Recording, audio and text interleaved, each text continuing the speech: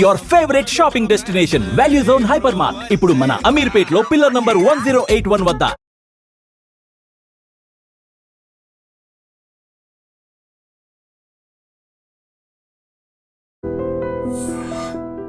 శ్రీ రాగిడి లక్ష్మారెడ్డి గారు, సోమాజిగూడ మాజీ కార్పొరేటర్ తమ్ముడు మహేష్ యాదవ్ గారు, అట్లాగే స్పోర్ట్స్ మరి మాజీ చైర్మన్ గారు సోదరులు వెంకటేశ్వర రెడ్డి గారు, గతంలో హైదరాబాద్లో తెలుగుదేశం పార్టీకి జిల్లా పార్టీ అధ్యక్షుడిగా సుదీర్ఘకాలం సేవలు అందించి కేసీఆర్ గారికి ఆప్తుడిగా సన్నిహితుడిగా ఈరోజు మళ్ళీ మన పార్టీ బలోపేతం కోసం పనిచేస్తున్న పెద్దలు శ్రీ ఎంఎన్ శ్రీనివాసరావు గారు, ఈరోజు మరి తన అనుచరులతో పార్టీలో చేరుతున్న తమ్ముడు మరి డైనమిక్ నాయకుడు శ్రీ ప్రదీప్ చౌదరి గారు, అట్లాగే వారితో పాటు చేరుతున్న మిత్రులందరికీ, ముఖ్యంగా దీపక్ యాదవ్ గారికి, నరేందర్ చౌదరి గారికి, మరి పొట్లూరి కిరణ్ గారికి, ప్రణయ్ గౌడ్ గారికి, రాము చౌదరి గారికి, ఇంకా అప్పు ఖాన్ గారికి, డివిజన్ ప్రెసిడెంట్ గారు, అదేవిధంగా పేరు పేరున వచ్చేసిన మా తమ్ముళ్ళందరికీ, అట్లాగే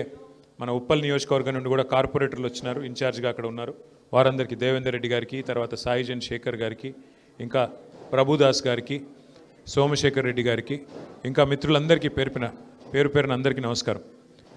ఇప్పుడే ఇక్కడికి వస్తున్నప్పుడే రాష్ట్ర ఎన్నికల కమిషను మరి జెడ్పీటీసీ, ఎంపీటీసీ, సర్పంచ్ అంటే స్థానిక సంస్థల ఎలక్షన్లకు నోటిఫికేషన్ ఇచ్చినట్టుగా ఇక్కడికి వస్తున్నప్పుడే పత్రికా మిత్రులు సమాచారం ఇచ్చినారు. గల్లీ ఎలక్షన్ అయినా ఢిల్లీ ఎలక్షన్ అయినా నాకైతే ఇవాళ రాష్ట్రంలో ఉన్న వాతావరణం చూస్తూ ఉంటే, ఎందుకంటే సరిగ్గా 10-12 రోజుల కిందట గద్వాల పోయినాం. అక్కడ మన పార్టీ నుండి గెలిచిన ఎమ్మెల్యే కాంగ్రెస్ కండువా కప్పుకొని కాంగ్రెస్ పార్టీలో రేవంత్ రెడ్డి గారికి అండగా నిలబడితే, గద్వాలలో ఉండే స్థానిక నాయకులందరూ కలిసి మేమున్నాం, మీరు రండి, ఇక్కడ ప్రజల అభిప్రాయం ఏందో మీరు తెలుసుకోండి అంటే ఒక 10-12 రోజుల కింద గద్వాల పోయినాను. తర్వాత నిన్న అచ్చంపేటలో అక్కడ గతంలో మన పార్టీ నుంచి 2 సార్లు శాసనసభ్యుడిగా గెలిచిన నాయకుడు పార్టీ మారితే అక్కడ కూడా స్థానిక నాయకత్వం మేమందరం ఉన్నామన్నా, ఒక నాయకుడు పోతే ఏమీ అయ్యేది లేదు, పోయేది లేదు, మీరు రండి మా సత్తా చూపెడతామంటే నిన్న అచ్చంపేట పోయినా. గద్వాల 15 రోజుల కింద చూసినా, నిన్న అచ్చంపేట చూసినా నాకు అర్థమైంది ఒకటే, రాబోయే రోజుల్లో వచ్చేది గల్లీ ఎలక్షన్ అయినా ఢిల్లీ ఎలక్షన్ అయినా ఖచ్చితంగా ప్రజలు తిరిగి కేసీఆర్ గారు మళ్ళీ రావాలి, తెలంగాణ రాష్ట్రానికి సారథ్యం వహించాలి అనే ఒక స్పష్టమైన ఆలోచన విధానానికి వచ్చినట్టుగా కనబడుతూ ఉన్నది. ఇవాళ మీరు చూస్తూ ఉన్నారు, గ్రామాలలో రైతులు ఏ పరిస్థితిలో ఉన్నారో మీరు చూస్తూ ఉన్నారు. మనం ఎప్పుడో గతంలో కాంగ్రెస్ ప్రభుత్వం ఉన్నప్పుడు చూసాం, 2014 ముందు ఎరువుల కోసం లైన్లు కట్టి ఎరువుల కోసం యుద్ధాలు చేసే పరిస్థితి గతంలో ఉండేది. మళ్ళా కాంగ్రెస్ వచ్చింది అంటే మళ్ళా అదే పరిస్థితి వచ్చింది. ఎరువుల కోసం చెప్పుల జాతరలు, ఎరువుల కోసం ముష్టి యుద్ధాలు చేసుకునే పరిస్థితి కాంగ్రెస్ ప్రభుత్వం వచ్చిన తర్వాత మళ్ళీ వచ్చింది. కాబట్టి రైతులు ఆగ్రహావేశాలతో ఉన్నారు గ్రామాల్లో. మహిళలు మరి మాకు ఇవ్వాల్సిన 2500 రూపాయలు ఇస్తానని చెప్పారు 100 రోజుల్లో, ఇయ్యట్లేదు అనే కోపం మీద మహిళలు ఉన్నారు. వృద్ధులు 4000 పెన్షన్ అన్నారు, ఇంకోటి అన్నారు, అరిచేతిలో స్వర్గం చూపెట్టి ఓట్లు వేయించుకున్నారు. ఇప్పుడు పత్తా లేరని చెప్పి వృద్ధులు, వితంతువులు ఎవరైతే పెన్షన్దారులు ఉన్నారో, ఆసరా పెన్షన్ అందుకున్న వాళ్ళంతా కోపంగా ఉన్నారు. యువత 2 లక్షల ఉద్యోగాలని చెప్పి, విద్యార్థినులకు స్కూటీలని చెప్పి, నిరుద్యోగ భృతి 4000 రూపాయలని చెప్పి, ఇంకా చాలా మాటలు చెప్పారు, విద్యా భరోసా కార్డు అని చెప్పి యువత, విద్యార్థి ఈ రకంగా కోపంగా ఉన్నారు. పరిస్థితులు ఇట్లా ఉంటే ముఖ్యమంత్రి రేవంత్ రెడ్డి గారేమో ఇవాళ రోమ్ నగరం తగలబడుతుంటే ఆయన నీరో చక్రవర్తి ఎవరో ఫిడేల్ వాయించుకుంటూ కూర్చున్నాడంట.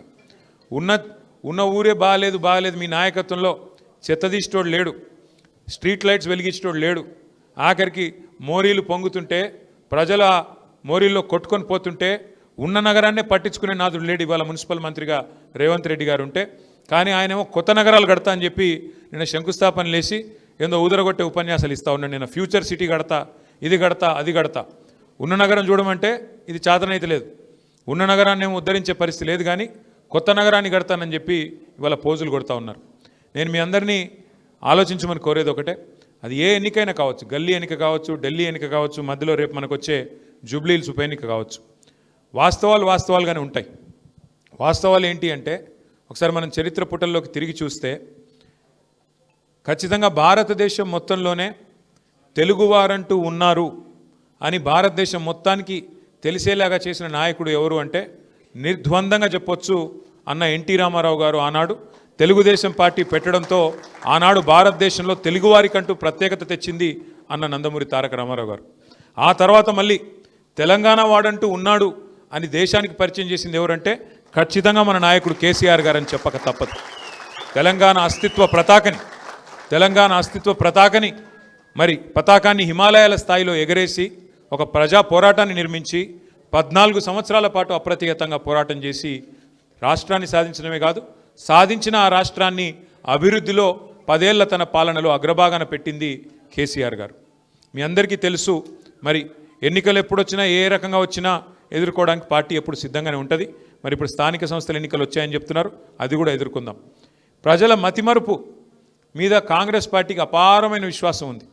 వాళ్ళు ఏమనుకుంటున్నారంటే మేము ఎన్నికల ముందు చెప్పినాయని ప్రజలు మర్చిపోయారు, ఎన్నికలకు ముందు ఏదైతే మేము అరచేతిలో వైకుంఠం చూపెట్టి ప్రజల్ని మోసం చేసి ఓట్లు తెచ్చుకున్నామో ఆ విషయం అంతా ప్రజలు మర్చిపోయారని చెప్పి కాంగ్రెస్ పార్టీ వాళ్ళు అనుకుంటా ఉన్నారు. ఎన్ని మాటలు చెప్పారో కాంగ్రెస్ వాళ్ళు మర్చిపోయారు, కానీ ప్రజలు మర్చిపోలేదు. అందుకే నిన్న ఒక వినూత్నమైన కార్యక్రమాన్ని తీసుకున్నాం. ఎన్నికలకు ముందు కాంగ్రెస్ పార్టీ ఇది మా గ్యారంటీ అంటూ గ్యారంటీ కార్డుల పేరిట ఏదైతే గారడీ చేసిందో, పెద్ద మనుషులకి 4,000 పెన్షన్ ఇస్తామని, మహిళలకి 2,500 ఇస్తామని, రైతులకు 10,000 కాదు 15,000 రైతు బంధు ఇస్తామని, కేవలం అసలుదారులకే కాదు కౌలు రైతులకు కూడా 15,000 ఇస్తామని, రైతు కూలీలకు 12,000 ఇస్తామని, ఆటో అన్నలకు 12,000 ఇస్తామని, ఇట్లా నోటికి ఎంత వస్తే అంత 2 లక్షల ఉద్యోగాలను యువతకి, నిరుద్యోగ భృతి 4,000 ఏదైతే చెప్తూ పోయినారో వాటన్నిటి విషయంలో మళ్ళీ ప్రజలకి ఒక్కసారి తిరిగి గుర్తు చేయడానికి, కాంగ్రెస్ గ్యారంటీ కార్డుల పేరిట చేసిన డ్రామాని గుర్తు చేయడానికే నిన్న మనం మన పార్టీ నుంచి కాంగ్రెస్ బాకీ కార్డు అంటే, కాంగ్రెస్ బాకీ కార్డు అంటే ఏ వర్గానికి ఎంత బాకీ పడ్డారు, రైతులకు ఎంత బాకీ పడ్డారు, అట్లాగే మహిళలకు ఎంత బాకీ ఉన్నారు, అట్లాగే మన తమ్ములకి చెల్లెలకి ఎంత బాకీ ఉన్నారు, అట్లాగే వృద్ధులకి వితంతులకి పెన్షన్దారులకి ఎంత బాకీ ఉన్నారని చెబుతూ ఇవాళ కాంగ్రెస్ బాకీ కార్డు పేరిట రైతు భరోసా ఎంత బాకీ పడ్డారు, నిరుద్యోగులకు ఎన్ని ఉద్యోగాలు ఎంత బాకీ పడ్డారు, ₹1,00,000 కేసీఆర్ గారు పెళ్లికిస్తే కళ్యాణ్ లక్ష్మి పేరిట, షాదీ ముబారక్ పేరిట మేము తులం బంగారం ఇస్తామన్నారు. మరి ఇప్పుడు 8 లక్షల పెళ్లిళ్ళు అయినాయి, 8 లక్షల తులాల బంగారం బాకీ పడ్డాడు రేవంత్ రెడ్డి కాంగ్రెస్ ప్రభుత్వం. ఇట్లా ప్రతి వర్గానికి ఎంత బాకీ ఉన్నది ఈ ప్రభుత్వం అంటూ ఈ బాకీ కార్డులు నిన్నటి నుంచే ఒక ఉద్యమ రూపంలో ఇంటింటికి మనిషికి చేర్చడానికి మనం తీసుకున్నాం. నేను సోమాజిగూడలో నేను లక్ష్మారెడ్డి గారిని కోరుతా ఉన్నాను, రమణ గారిని కోరుతా ఉన్నాను, ప్రదీప్ చౌదరిని, ఇవాళ వారితో పాటు చేరిన తమ్ములందరినీ కూడా కోరుతా ఉన్నా. మరి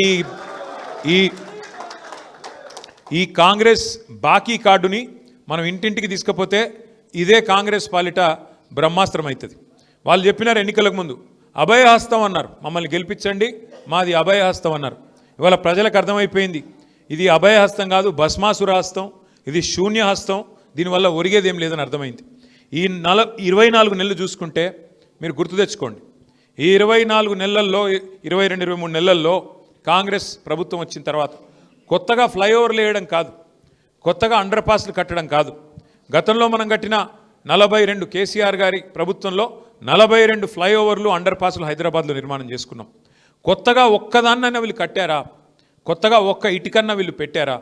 కొన్ని కొత్త ఫ్లైఓవర్లు కొత్త అండర్ పాస్లు కట్టడం కాదు, ఉన్న రోడ్లనన్నా సరిగ్గా మెయింటైన్ చేస్తున్నారా అంటే ఈరోజు ఆ పరిస్థితి కూడా లేదు. అధ్వానం అయిపోయింది హైదరాబాదు. అందుకే ఇవాళ హైదరాబాద్ ప్రజలు ఏ రకంగానైతే 2023లో మరి మన మాగంటి గోపీనాథ్ గారు ఆనాడు హైదరాబాద్ నగర శాఖ అధ్యక్షుడు, జిల్లా అధ్యక్షుడు, వారి నాయకత్వంలో మరి ఒక్కటంటే ఒక్క సీటు కూడా కాంగ్రెస్ పార్టీకి ఇవ్వకుండా ఆనాడు అన్ని సీట్లలో కూడా మననే గెలిపించారు హైదరాబాద్ ప్రజలు. రేపటి రోజున కూడా నాకు విశ్వాసం ఉంది, తప్పకుండా మన అభ్యర్థి మాగంటి సునీత గోపీనాథ్ గారిని కూడా జూబ్లీహిల్స్లో కూడా మీరు తప్పకుండా మంచి మెజారిటీతో గెలిపిస్తారన్న విశ్వాసం నాకుంది. అట్లాగే తిరిగి కేసీఆర్ గారు ముఖ్యమంత్రి కావాలి అనే ఆకాంక్ష ఏదైతే ప్రజల్లో కనబడుతున్నదో, అది అచ్చంపేట కావచ్చు, గద్వాల కావచ్చు, ఆదిలాబాద్ కావచ్చు, భద్రాచలం కావచ్చు, రాష్ట్ర నలుమూలల ఏదైతే ఆకాంక్ష కనబడుతున్నదో ఆ ఆకాంక్షకు అనుగుణంగా మనందరం కనుక ఈ రాబోయే సంవత్సరం 2 సంవత్సరాలు పనిచేసినట్టయితే తిరిగి సంక్షేమ అభివృద్ధి బాటన మళ్ళీ కేసీఆర్ గారి నాయకత్వంలో మనకి ముందుకు పోయేదానికి ఆస్కారం ఉంటుంది. కాబట్టి ఈ సంవత్సరం 2 సంవత్సరాలు మరి తమ్ముళ్ళు ప్రదీప్ చౌదరి లాంటి తమ్ముళ్ళ చేరిక వల్ల కూడా మన పార్టీ మరింత బలోపేతమై ముందుకు పోయేదానికి ఆస్కారం ఉంటుందని చెప్పి కూడా తెలియజేస్తూ మళ్ళొకసారి ప్రదీప్ గారిని వారి వెంబడ వచ్చిన యువ మిత్రులందరికీ కూడా పార్టీలోకి హృదయపూర్వకంగా సాదరంగా స్వాగతం చెబుతూ మళ్ళీ మా ఆడపడుచులందరికీ కూడా ఇవాళ సద్దుల బతుకమ్మ శుభాకాంక్షలు. మరి 2-3 రోజుల్లోనే దసరా కూడా రాబోతా ఉంది. దసరా శుభాకాంక్షలు కూడా మీ అందరికీ కూడా తెలియజేస్తూ జై హింద్, జై తెలంగాణ, జై కేసీఆర్. Thank you.